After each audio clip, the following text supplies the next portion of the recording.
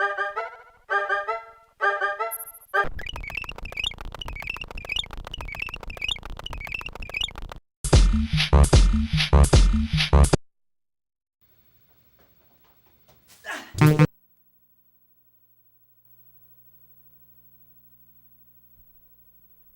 everybody, it's me, Nick Grunerud from World We Live In. I have something to talk about. When I was in high school, I used to like rap music a lot. Boom, boom, boom, you know? And I think one of the things about rap that's I liked was the music. And something I like about music now is also the music. So that's interesting. I think when I was really into rap, though, I think I gotta say my favorite rapper was probably like Notorious B.I.G. and Puff Daddy. Probably Big Daddy Kane and Gangstar and DJ Premier and Guru. Probably like the Poor Righteous Teachers and X-Clan and Tribe Called Quest, especially Phife Dawg and Q-Tip and sort of the jazzy stuff. Ooh, you're getting into a little bit of Far Side there and Fat Lip. Okay, that's pretty cool. So I also got like Public Enemy and Chuck D and Terminator X. Classic hip-hop like Gangstar and Tribe Called Quest and Jungle Brothers and Funky 4+1, then that's pretty much all the rap you need. Also, and the Bomb Squad and Professor Griff and Flavor Flav and all that good stuff. But you also got to cut deeper. You also got to cut with a diamond precision. You could pretty much just do whatever kind of classic songs you want, including like Cannibal. That. You could also just get like LP and Mr. Lif and Cannibal Ox and Vast Air and MF Doom and MF Grimm and KMD.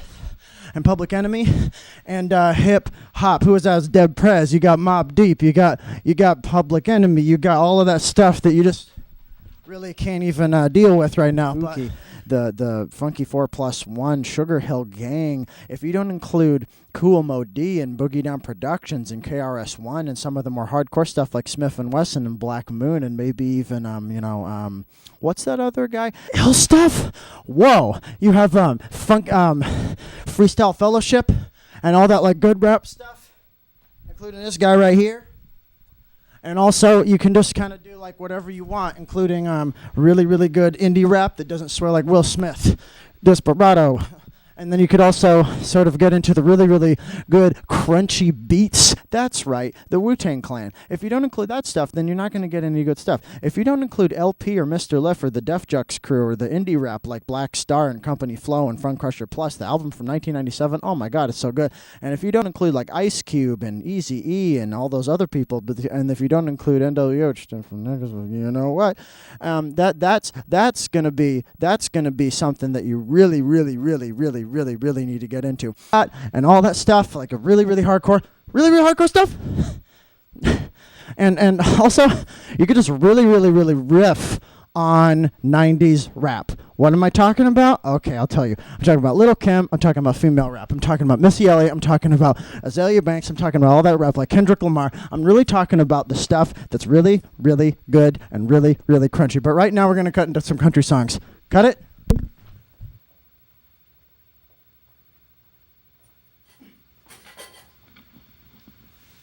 I got 2 Big Macs, pile of pussy. I'm gonna be a doctor next week.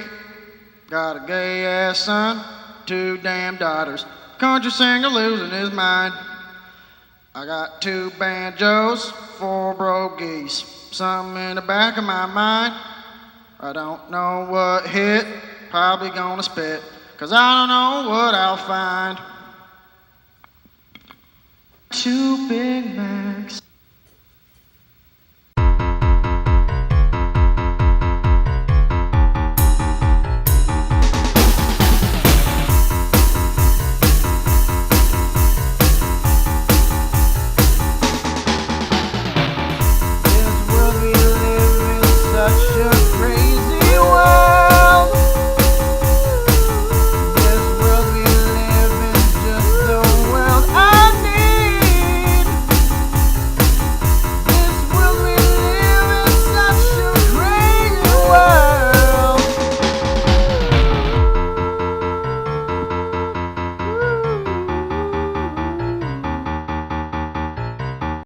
Clive Blowen, and my guest tonight is Mr. Rupert Greene, rather generally notorious character. He's from the Cockney lands of London, England. He's sort of a ribald fella, notorious, well regarded for being foul-mouthed and generally foul. Now, he's our guest tonight because he is a notable figure insofar as he is so particularly despicable. Now, Mr. Greene, before we get started with the interview, I would like to remind you that this is public access television. It's in the public interest, and it's a family. Please let me finish, Mr. Greene. This is a family show, so if you could please keep the foul-mouthedness and the references to inappropriate deeds and doings down to a minimum, that would mean so much to the station and to myself. Now, why don't you tell us a little bit about yourself? I'll tell you what, if you have any prerequisites, you fucking twat, you better be breathing new air, you better be breathing the asphalt you land on, mate.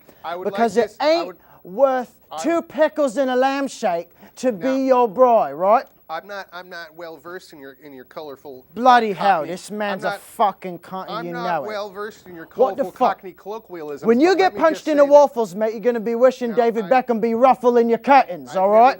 I can't say I've been punched in the waffles, sir, but I would hope to avoid that in my natural life. Is it in Big Ben where your fucking mind getting all mental in the hospital? It's not a query, Mr. Greene. It's a simple request. You be smoking a fag with me, on mates. On behalf of myself and the station. Now this goes out to televisions all over the Tri-City area. What the fuck is this? Children may be watching, Mr. Greene. Think that you got Posh Spice on a 2-for-1 special? What the fuck you comb your hair for like a greeny lizard? I comb my hair in the way that my mother taught me to as a boy. Now, if we could begin the interview with nobody's saying it's 2 shovels for the same point. Now, Mr. Greene, I'm not a kick right in the goalies if you get it, stupid. Now, I'm not an angry man, Mr. Greene, but I Jesus would like Christ, to begin. why the fuck am I doing this show? Let me tell you what. I have prepared questions to ask you. Now, if you could begin by just telling us a little bit about yourself, we can move on with the interview in sort of a natural way and sort of craft a narrative throughout the discussion as one typically does on a television interview as per the one we're having. Why don't you tell us a little bit about yourself? I'll tell you what, if you get 2 shillings to me and I'm smoking a fag on the side of the street when the asphalt's still bleeding so brilliantly and so good that you get knocked off your pisser while you getting the shame and the residual effects of trying to drink a Guinness on a fucking green loaf, then you don't know what the fuck you've been breathing. I've been breathing air like the rest of us. Fuck Mr. Greene. you. Yeah. Fucking cunt. Now,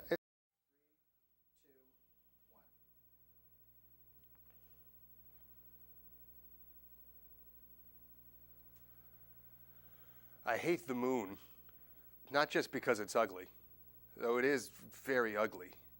No, I have a curse involving the moon, a vile, foul, fiendish curse. The moon makes me do things, it turns me into something. You probably think I'm a werewolf. You're not wrong, but only half right. Let me explain. See, it all started one night, one dark night. I decided to take a moonlit stroll, despite the moon's obvious ugliness. The moon was full. And as I was walking through the small garden path behind my house, I heard some rustling behind me. Thinking it was just some small animal, I thought little of it and continued on my way until I suddenly found myself accosted by a huge, hideous, furry, foul, lupine monster. It loomed over me and growled, and thinking it a simple werewolf, I cowered, hiding my face behind my arms to protect myself from its teeth and claws. But this was no simple werewolf. No, it didn't maul me. It didn't even hurt me, at least not in a physical sense. Instead, it loomed over me huge with fur and fangs and claws, and rather than swiping or griping or biting, it swore at me. It unleashed a foul litany of unspeakable, hideous words. C words, D words, B words, T words, L words, G words, A words, E words, Z words I'd never even heard. I won't repeat what that thing did to me, what it said to me. At least not today. least not while the moon's not full. Anyway, I gathered myself and brought myself home, thinking that since I hadn't been harmed physically, I would be able to recover with some talk therapy and maybe a few choice prescriptions as prescribed by my doctor. And time went on, weeks passed. I thought myself recovering quite nicely from the traumatic swearing at. Until one night, the next night, the moon was full. I was feeling strange the whole day. In fact, that night I was to have the first date I'd had in quite a while. I had this lovely young woman at my house. I was making her dinner, and things were going pretty well, I think. I think it was going pretty good. Yeah, it was going pretty good. Anyway, I felt myself strange the whole day. Thinking it to be simple nerves. I didn't think much of it. I figured the nerves would pass as we grew more comfortable together, but eventually the feeling of offness, of off-puttingness, it became too much to bear, and I took myself, absconded to the bathroom to gather my wits.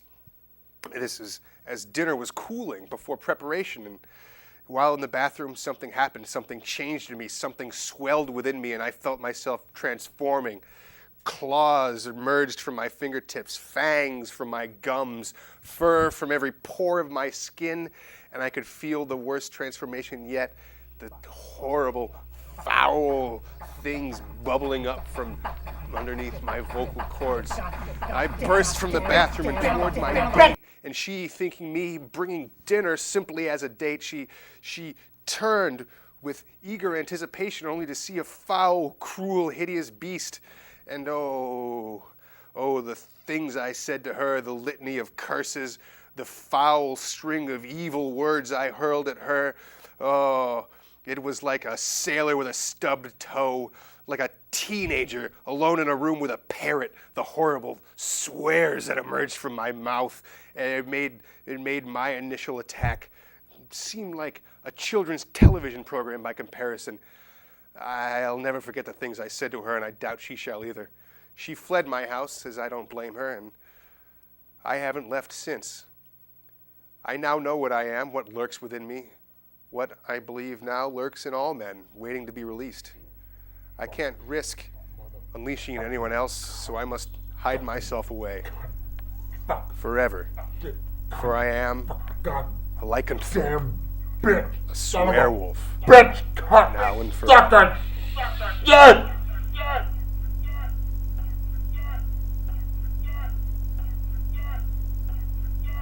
Please remind you, Mr. Greene, that I'm not speaking over your speech. I'm speaking over your foul, potty mouth, besmirching this fine station at which children might be looking at this very moment, hearing your words and What internalizing do you them. mean? This is public access television, Mr. Greene, and I don't appreciate your foul cockney mouth besmirching it with so many C words and B words. They aren't C words and B words. They are It's called- C words and B words and F words and D words. I would appreciate if you would keep them to a minimum, as I requested in the beginning of the interview. Now, may I continue? May I continue, Mr. Greene? May I continue?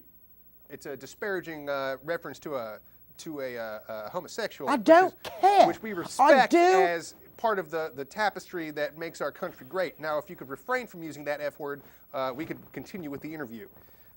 You may not smoke, but if you must refer to a cigarette, please call it a bogey, a bone. In Britain? Let me tell you what, Mr. Clive Blowen. We don't display the same precision that we display on a Charles Dickens book, you understand me? We don't get Limburger cheese and smash it all away. If you weigh in 16 stone, let me tell you fuckers something. Let me tell you wankers out there something. F word, W it's word. not an F word, you fucking twat. Now, all right. You know that Walt Whitman's writing something. Let's now. So we have something of a disagreement that I think may be cultural on what constitutes. It's two different letter Beatles words. records. Yeah, I do recall there's a rather apropos quote by Mr. Winston Churchill I don't who said fucking care that about England Winston and America Churchill. are two nations divided by a common language, and I think that is coming into effect here. He was a whap like Thatcher, and Thatcher was a fucking cunt who ruined the country by selling all the stock in his cell creases. Here in the United States She of America, gets the we do not Are you speak ill gonna of the dead. talk over Here me, in the you United States fucking of cunt? America, we do not speak ill of the dead, and Mrs. Thatcher is dearly departed. from this mortal coil. Now, I would have you refrain from continuing to speak ill of the dead while on the program, Mr. Greene. Now, if we may continue with the interview, my second question after why don't you tell us about yourself a little bit is what brings you to America? What brings me to American culture and American soil is the fact that Britain has lost its head in every fucking way, and it's short all around. It's completely and inexorably driven by the same people who read Charles Dickens for a living. Not Mr. Greene. What? So you've come into the United States because you've had something of a falling out with your native culture. Yes. What is it about the British culture specifically that has driven you to its neighbor across the pond? Britain is terrible. Okay. Gloucester is short. Gloucester, yes.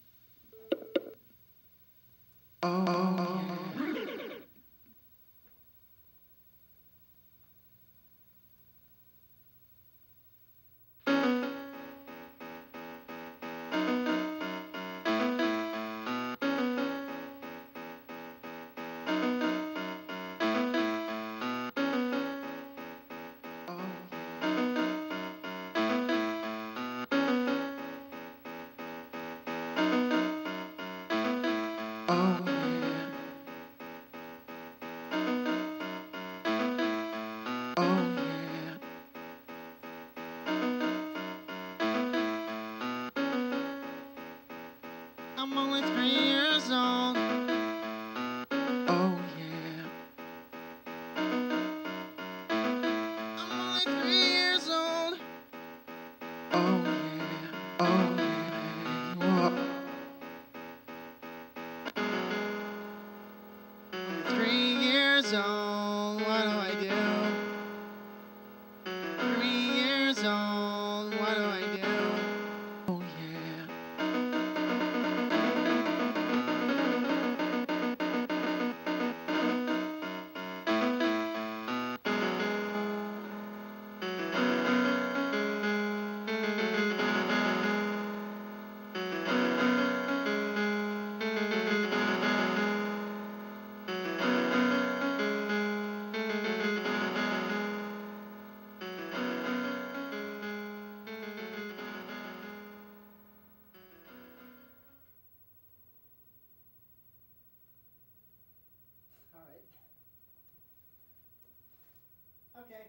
Wait a minute. These two little pipe dreamers are getting their little stick. What you got written on that sheet? If you ask me pre-prepared questions, these then are my you better notes. get preordained. Any responsible interviewer has notes during their interview. These are background notes about you and your background. These are notes from my It's producer. not notes, sir. These are my notes from the studio. If you ask the same question to if- Kenneth Bronner or Richard It says Attenborough, CTV right on them. These are notes from my producer. won't you ask me a question off the cuff before you get your cuffs knocked off and you get a pint of copper or silver to your own All right. hotel room in the sky? Now, Mr. Greene, here's a question off the cuff. Why don't you stop using such vulgar language like I've asked you repeatedly before I'm not going to stop using language. I'm not asking you to stop using language. In fact, you've been here, invited here, specifically to use language, specifically language in response to the language I use to address you. Now, you're using foul language that is not fitting of a family program, and I do not appreciate that. The station does not appreciate that, and the parents at home whose children are watching, looking to be enlightened and not fouled up in their head by such foul language as you're displaying. Now, you think that somebody from England would have a little more respect for the English language and try to say something intelligent for once. Say something intelligent and enlightening about an interesting topic to an interesting person such as myself, but instead you see fit to badmouth everything using bad language, the worst words you know, C words and T words and D words. Shame on you, Mr. Greene. Now, for my third question, what's the favorite thing you've seen in the United States since you've been here? I would appreciate it if you would use good, kind, family language. I will not ask you again. I will not ask you again. All right. That's brilliant. Thank you. Let me tell you a story. Please. I was outside getting a little Benson All right. Hedges, spending 20 gil, 200 shillings on the same pint, on the same fucking pint. And I'll swear in the same manner. It's a little bird bath in the sky, and nobody knows why the fuck it's going that way. It's so good. It's so raunchy till the stock breaks you in. The economy's getting all shite. It's getting all twisted and beleaguered. You see these beleaguered cities all around, right? Beleaguered, yes. That's right. I do know what You ain't beleaguered no is, yes. fake intellectual. No, I'm the genuine article, You ain't sir. no sissy pansy who's been walking around the street looking for spare little pears in the street. No, sir, I'm a television interviewer. You ain't no Ricky Gervais knockoff trying to get Rowan Atkinson's number on the side of the billboard skyline. No, I've never, No. no.